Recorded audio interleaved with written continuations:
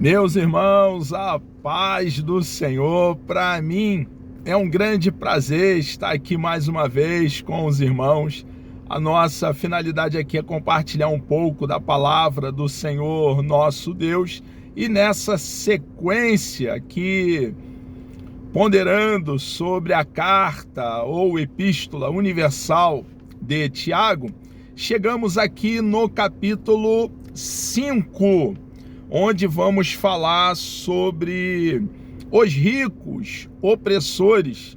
A partir do primeiro versículo, são assuntos extremamente relevantes que temos tratado aqui para nós, a igreja que cremos em Cristo de todo o coração.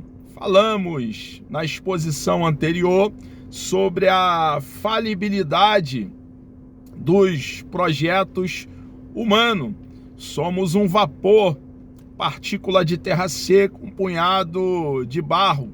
Curta é a peregrinação da humanidade aqui na terra, e devemos sim estar no centro da vontade do Deus Criador dos céus, da terra e do mar. Um Deus que está bem acima da sua criação, distinto da mesma, e tem sustentado a sua criação. Irmãos, não há como estabelecer o que acontecerá no futuro confiando em nosso braço de carne. É muito sábio da nossa parte entendermos que Deus, o Deus autossuficiente, autoexistente, tem as rédeas da história nas mãos, e então buscarmos o seu querer, a sua vontade para a vida de cada um de nós e cumpri-la. Deus tem um plano na vida de cada um do ser humano, e o ser humano precisa então vir para Cristo, e em Cristo seremos plenamente satisfeitos. Eu, meditando aqui na exposição que fizemos anterior a essa que vamos aqui fazer hoje, eu fico imaginando Moisés, depois de ter sido escolhido por Deus para estar ali liderando a grande nação de Israel, o povo hebreu. Nunca passou pela cabeça dele que ele subiria no monte Nebo, e lá do cume do Nebo contemplaria toda a região da terra de Canaã, terra que mana leite e mel, a terra próspera e frutífera, gorda e não magra, e ali morreria, e o próprio Deus o enterraria em um vale.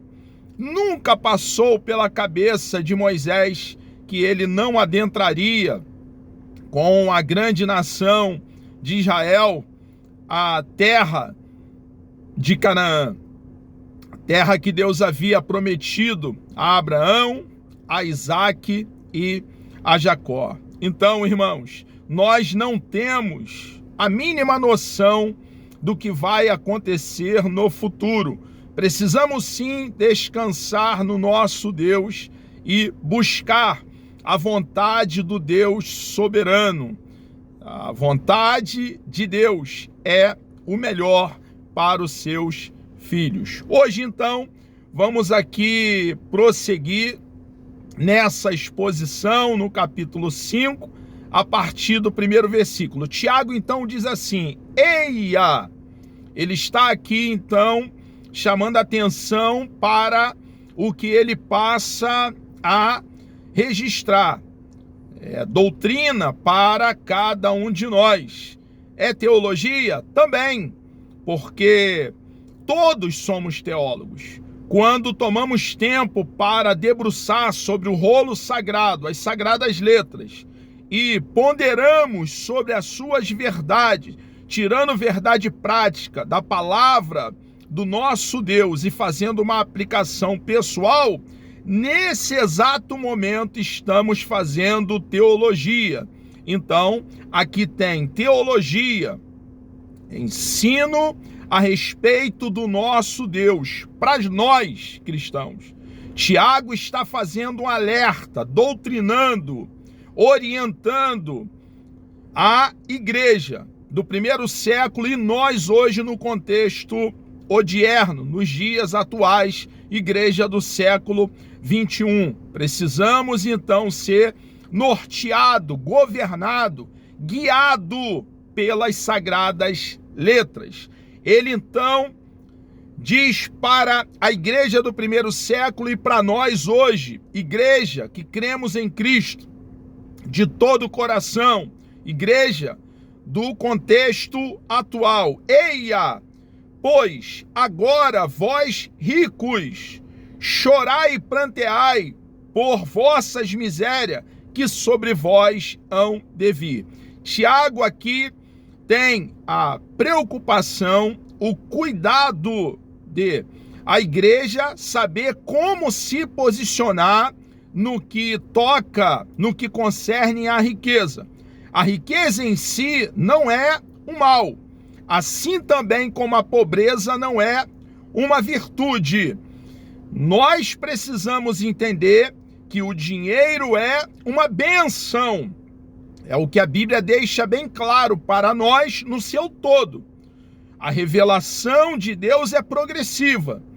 Eu gosto muito de tomar a analogia do quebra-cabeça. A Bíblia são mais de 31 mil versículos. Então temos mais de 31 mil peças. E precisamos juntar essas peças para chegarmos ao querer de Deus para a nossa vida. Entendendo que a Bíblia é uma unidade perfeita, precisamos juntar todas as peças para que então tenhamos clareza no que Deus quer falar com cada um de nós sobre determinados assuntos. E está claro biblicamente com relação à riqueza que o dinheiro é uma bênção, irmãos. Abraão teve muitas posses, Isaac também, Jacó de igual forma, Jó, Salomão, o grande rei Davi. No Novo Testamento, ali no registro neotestamentário, o amado Barnabé, companheiro do apóstolo Paulo, em algumas das suas viagens missionárias, também foi um homem de vida financeira abastada. Então, a riqueza não é um mal em si. A Bíblia nos doutrina, ensinando, quando o apóstolo Paulo orienta o seu filho na fé, o jovem Timóteo, que o amor ao dinheiro é a raiz de toda espécie de males. Então, possuir bens não é pecado.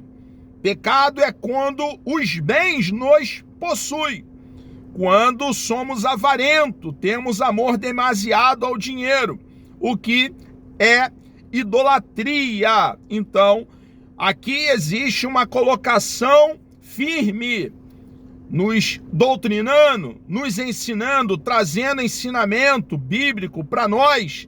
Tiago está, então, preocupado de entendermos que os ricos opressores, aqueles que têm fortuna e adquiriram essa fortuna de forma desonesta, sendo arrastado e dominado pela corrupção, pela falcatrua, esses receberão a paga pela sua postura equivocada. É o que Tiago está dizendo aqui. Eia, pois, agora vós ricos, chorai e pranteai por vossas misérias, que sobre vós hão de vir. Deus é justo, irmãos, e Ele faz justiça. Nós cristãos não podemos fazer justiça com as nossas próprias mãos, mas Deus faz justiça. No tempo dele, Ele coloca tudo no seu devido lugar. Seja com os ricos desonestos e opressores, seja no campo da política, seja no campo, em qualquer outro campo que possa haver, Deus faz justiça e coloca tudo nos seus devidos lugares. Ele está dizendo que a injustiça não ficará impune. E quem vai fazer justiça é o próprio Deus eterno. Um Deus que não pode ser parado. Um Deus que não pode ser frustrado. O que fica para nós é descansarmos nele. Esperarmos no nosso Deus. Ele vai estabelecer a vontade dele. Não é a nossa palavra que tem poder, é a palavra dele, é a vontade dele. Quantos sonhos, irmãos, projetos que nós elaboramos e devemos sonhar, ter projetos, planejar, quantos não se cumprirão? Deus é soberano e ele vai fazer da maneira dele, do jeito dele. Deus não é uma marionetezinha para ser manipulado por você e por mim, e eu estou aqui falando conosco, com você, minha irmã, meu irmão, comigo, com nós, a igreja. É doutrina para nós. Tiago aqui está falando conosco, são verdades eternas, perene. Os céus e a terra passarão, mas a palavra do nosso Deus jamais passará. O rolo sagrado não é verdadeiro, é a verdade, é o aferidor, é o padrão que vai dizer o que é verdadeiro e o que não é verdadeiro. E a palavra de Deus nos afirma aqui que Deus é um Deus que é justo e faz justiça. Então cabe a você e a mim descansarmos naquele que proveu vida eterna, salvação para cada um de nós que cremos em Jesus de todo o coração. Tiago ainda prossegue: as vossas riquezas estão apodrecidas e as vossas vestes estão comida da traça.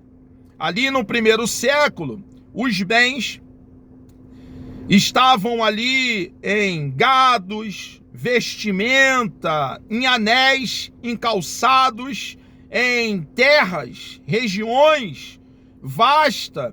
E esses ricos aqui, opressores, eles estavam completamente apoiados nos seus bens materiais. Tiago, então, está aqui deixando bem claro a instabilidade dos bens materiais.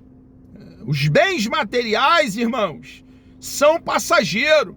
Então, Tiago aqui está deixando bem claro, as vossas riquezas, está falando para os ricos que adquiriram riqueza de forma desonesta, foram corruptos. E nós não devemos agir dessa forma. É o que o Tiago aqui, irmão do nosso Senhor e Salvador Jesus Cristo, está nos ensinando. As vossas riquezas estão apodrecidas. As vossas vestes estão comidas da traça. O vosso ouro e a vossa prata, em quem eles põem o coração e confiam, achando que tem estabilidade, estão firmes por serem ricos, o vosso ouro e a vossa prata se enferrujaram, e a sua ferrugem dará testemunho contra vós, e comerá como fogo a vossa carne. Entesouraste para os últimos dias. Eram ricos que só pensavam nessa vida, nos bens materiais, não tinham noção da vida eterna, da vida vindoura, da vida futura. Tiago, então, aqui está deixando bem claro para cada um de nós, cristãos, nossos irmãos lá, naquela época muito remota, nos primórdios, no primeiro século, e para nós hoje, que não podemos esquecer que a nossa pátria, a nossa cidade é o céu, a eternidade. É claro que enquanto estivermos aqui, precisamos, nessa peregrinação curta na face da terra, nos qualificar, estudar, arregaçar a manga da camisa e a luta, trabalhar. É o que o nosso manual, a nossa bússola, regra de fé e prática, nos orienta, e somos governados, norteados pela palavra do nosso Deus. Mas não podemos, irmãos, esquecer do céu, da eternidade. Não podemos estar tão arraigado e fundamentado aqui nessa terra a ponto de esquecermos do arrebatamento, do céu, da eternidade, onde teremos um corpo glorificado a partir desse corpo, um corpo semelhante ao corpo do nosso Senhor e Salvador Jesus Cristo. Ele prossegue ainda dizendo: eis que o salário dos trabalhadores que ceifaram as vossas terras e que por vós foi diminuído, clama. Observe, irmãos, que eram patrões ricos que oprimia os trabalhadores.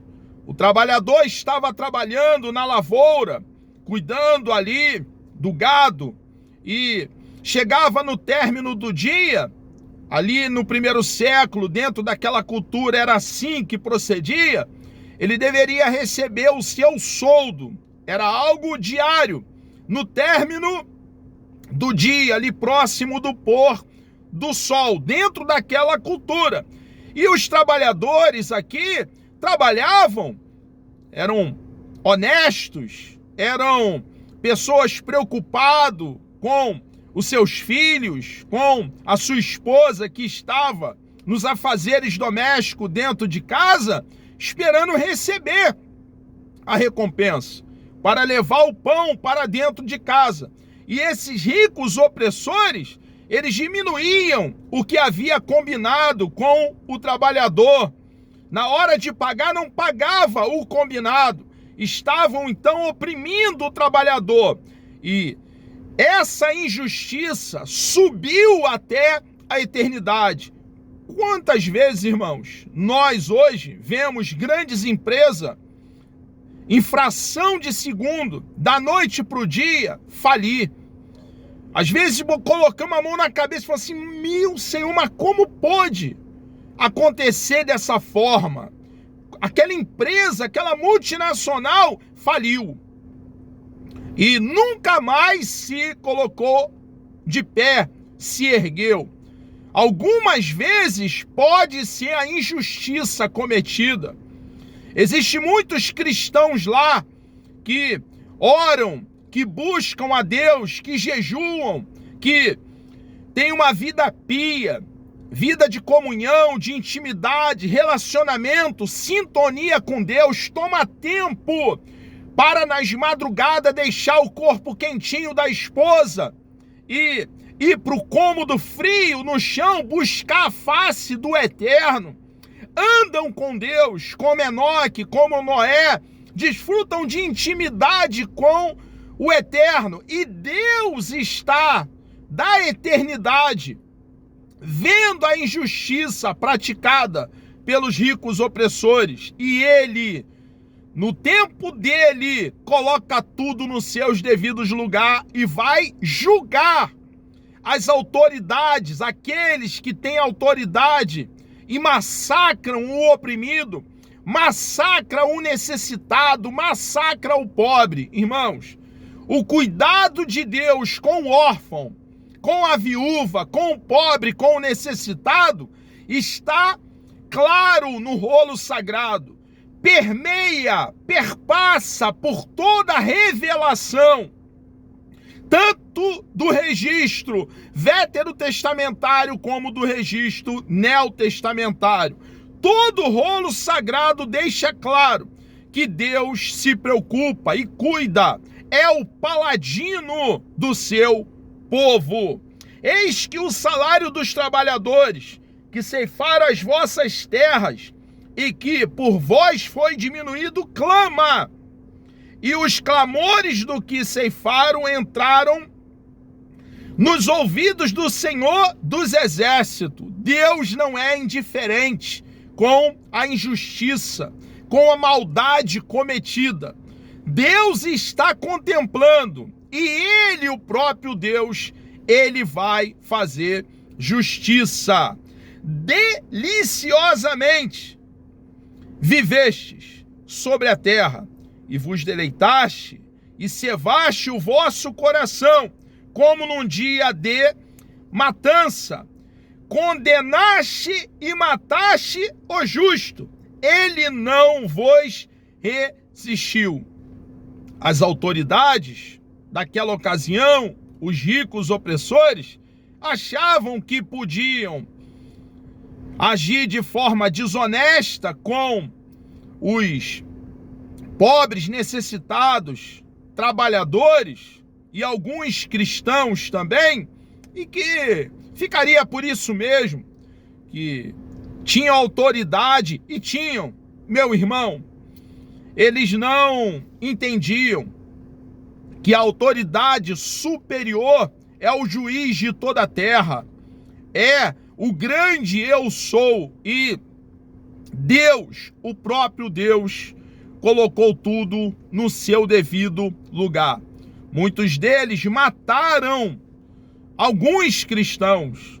Existem alguns meios de matar o ser humano. Quando nós combinamos de pagar um valor, um soldo aqui diário, dentro desse contexto do primeiro século, e diminuímos essa quantia, quando falamos, trabalha para mim e no final te darei um saco de pão, no final do dia, e esses ricos opressores davam menos do que o combinado, eles então estavam matando, reduzindo o básico para o necessitado. Então, irmãos, nós precisamos agir, cada um de nós cristãos, com justiça, ser honesto, não agir como aqueles que não conhecem o nosso Senhor e Salvador Jesus Cristo. Precisamos aplicar essa verdade no nosso coração e entendermos que o nosso Deus, Ele é onisciente, Ele conhece passado, presente e futuro. Antes que haja uma palavra nos nossos lábios, Ele tudo conhece de antemão e Ele está nos contemplando. O nosso agir, o nosso proceder, o nosso pensar, o que vai dentro do nosso coração. Que tenhamos, cada um de nós cristãos, a igreja, que cremos em Cristo de todo o coração, um coração puro, um coração de um bebê recém-nascido, consciente de que estamos nus diante daquele que teremos que prestar conta. Amados, chegamos aqui ao término de mais uma exposição. Que Deus vos abençoe, Deus me dando vida até lá, querendo o nosso amado e bondoso Deus. Comentaremos aqui no segmento, na sequência, a partir do versículo 7 do capítulo 5. Vamos orar? Deus amado, nós louvamos e engrandecemos o teu santo, bendito e precioso nome. Obrigado por essa grande oportunidade, meu Deus, de alcançar através das redes sociais milhares e milhares de ouvintes. fazendo, ó Pai, chegar a Tua palavra de forma genuína, pregando, ó Deus, a Tua palavra, dando um corte reto com a espada do Espírito. Deus amado, por favor, continue nos ajudando, ó Pai, me dando coragem nessa caminhada. O Senhor é tudo, ó Pai, que nós precisamos. Ó Deus, somos completamente satisfeitos em Ti. Tu és a nossa herança, a nossa porção, o nosso quinhão. Te louvo, ó Pai, por essa grande oportunidade, por essa porta aberta, ó Pai, de com muita estratégia, ó Deus, alcançarmos vidas, ó Pai amado, para que pessoas possam ouvir doutrina da Tua palavra e possam pensar, ponderar e fazer uma aplicação da Tua verdade. Deus amado, obrigado, ó Pai, pelo rolo sagrado, pelas sagradas letras, pelo cano sagrado, pela vara de medir, pela Tua palavra, os 66 livros inspirados pelo Senhor. Tu és grande e todo-poderoso. Por favor, nos dê um dia abençoado, produtivo na Tua presença. Assim nós oramos e lhe agradecemos por tudo, em nome de Jesus.